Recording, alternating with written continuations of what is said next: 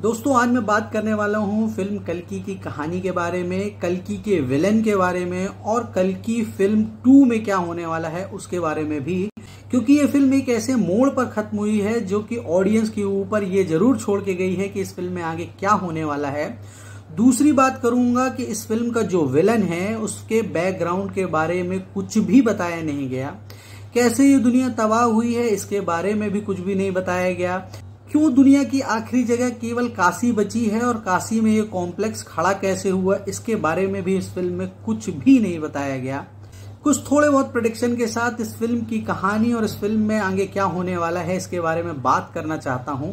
तो पहले कल्कि 1 में क्या हुआ है और क्या स्टोरी थी इस फिल्म की उसके बारे में बात करते हैं। फिल्म की शुरुआत में दिखाया जाता है कि वर्ल्ड पूरी खत्म हो चुकी है और दुनिया की आखिरी जगह केवल और केवल अब बची है काशी। हालांकि इस फिल्म में एक जगह यह भी बताया जाता है कि दुनिया की पहली और आखिरी जगह है काशी। साथ ही दिखाया जाता है काशी में खड़ा हुआ कॉम्प्लेक्स और काशी में रूल करने वाले हुए लुटेरे, साथ ही उस कॉम्प्लेक्स का सुपीरियर सुप्रीमो यानी कि कमल हसन। इसके अलावा कहानी आगे बढ़ती है। कहानी में ये दिखाया जाता है कि कॉम्प्लेक्स में केवल फर्टाइल लड़कियों का इस्तेमाल किया जा रहा है, उनसे एक ऐसा सीरम बनाया जा रहा है जिसकी जरूरत है सुप्रीमो को, और सुप्रीमो उस सीरम से कुछ न कुछ ऐसा चाहता है या ऐसे कुछ पावर लेना चाहता है जो कि उसके पास नहीं है। सुप्रीमो को इस फिल्म में काफी ताकतवर दिखाया गया है और मौत उसे छू नहीं सकती ये भी बताया गया है। लेकिन सुप्रीमो की ये हालत कैसे हुई, सुप्रीमो ऐसा मरियल और हड्डी जिसका सर फटा हुआ है कैसे हुआ, इस बारे में इस फिल्म में कुछ भी बताया नहीं गया। फिर ये फिल्म आगे बढ़ती है। हालांकि इसका फर्स्ट हाफ बहुत बोरिंग सा लगता है, लेकिन फिल्म की कहानी आगे बढ़ती है और फिल्म में फिर दिखाया जाता है कि फर्टाइल लड़कियां जो कि 100 डेज भी पूरा नहीं कर पा रही हैं उस सीरम को जनरेट करने के लिए।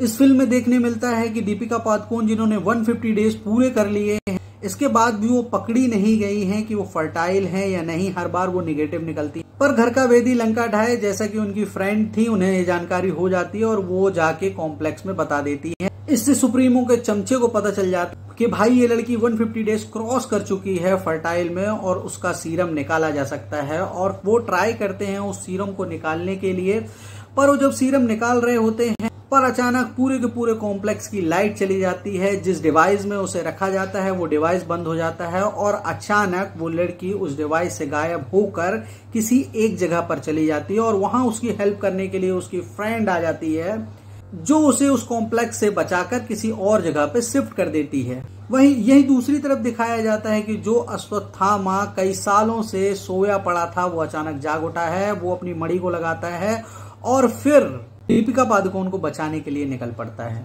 इस फिल्म में एक ऐसी जगह भी दिखाई गई है जो पूर्ण रूप से अदृश्य है और किसी को भी दिखाई नहीं देती है। उस जगह पे अश्वत्थामा और दीपिका पादुकोण दोनों के दोनों उस जगह पे पहुंचते हैं। मैं इस स्टोरी में दीपिका पादुकोण को दीपिका पादुकोण इसलिए कह रहा हूं कि उनका एक नंबर है जो कि कॉम्प्लेक्स में उन्हें दिया गया है। बाद में इनका नाम गोमती रखा गया है, तो अब मैं उनका नाम गोमती ही बोलूंगा। जब गोमती और अश्वत्थामा और उनके साथी जब उस प्लेस पर जा रहे होते हैं जो कि पूरी की पूरी गायब रहती है और किसी को दिखाई नहीं देती, उस बीच हमारे प्रभास बाबू पहुंच जाते हैं उस लड़की गोमती को लेने के लिए, क्योंकि उसके ऊपर बाउंटी रखी है कॉम्प्लेक्स ने और गोमती को वापस लाने में वो 10,000 यूनिट या कॉम्प्लेक्स में एंट्री देंगे। इस बात के लिए भाई साहब ये जूझ पड़ते हैं और जब जूझ पड़ते हैं तो ये अश्वत्थामा से हार जाते हैं और ये साइड हो जाते हैं। इसके बाद वो उस प्लेस पे पहुंच जाते हैं जो अदृश्य है। इसके बाद और शॉर्ट में बताऊंगा तो विलन्स पहुंच जाते हैं उस प्लेस पे, लड़ाई होती है और लड़ाई होने के बाद जो चमचा है वो मारा जाता है। साथ ही इस फिल्म में दिखाया गया है कि प्रभास जो कि कर्ण का अवतार है, यानी कि महाभारत में जो कर्ण था वो इस फिल्म में प्रभास हैं। और फिर इस तरीके से फिल्म खत्म हो जाती है। अब आगे क्या होने वाला है इसके बारे में बात करेंगे और भाई कॉम्प्लेक्स का क्या चक्कर है, साथ ही वहां जो सुप्रीमो है वो कहां से टपका, इस सब के बारे में बात करते हैं। मेरे हिसाब से सुप्रीमो या तो एलियन है या तो सुप्रीमो को इसी धरती में प्रयोग के द्वारा बनाया गया है। आप एक चीज नोटिस करेंगे कि जब सुप्रीमो अपने कॉम्प्लेक्स में पानी के आसपास होता है उस समय उसी सुप्रीमो के 3 क्लोन जो कि एक गोले में दिखाई देते हैं, वो वहां पर तैरते हुए दिखते हैं। वो इसी के 3 क्लोन हैं, इसीलिए वो कहता है कि मुझे मारना संभव नहीं है, क्योंकि वो मरेगा तो नेक्स्ट क्लोन उसका पैदा हो जाएगा। ऐसा मुझे लगता है और ये हो भी सकता है, इस फिल्म में आगे दिखाएं। साथ ही ये बात तो तय है कि सुप्रीमो मरेगा ही मरेगा, ये बात तो निश्चित है और ये दुनिया फिर से हरी भरी होने वाली है। साथ ही इस बार एक चीज और नोटिस करने वाली है कि भगवान कृष्ण के चेहरे को दिखाया नहीं गया।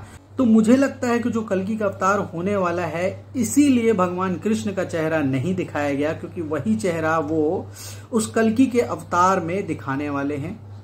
जितने बेहतरीन तरीके से इस फिल्म का पहला पार्ट बनाया गया है और पहले पार्ट का भी सेकेंड हाफ जितने अच्छी तरीके से बनाया गया है, मुझे लगता है पार्ट 2 इससे और बेहतर होने वाला है। बहुत भयंकर फाइट सीन दिखाई जाने वाली है, तो भाई साहब देखने के लिए तैयार रहिएगा कल्कि 2। Thank you.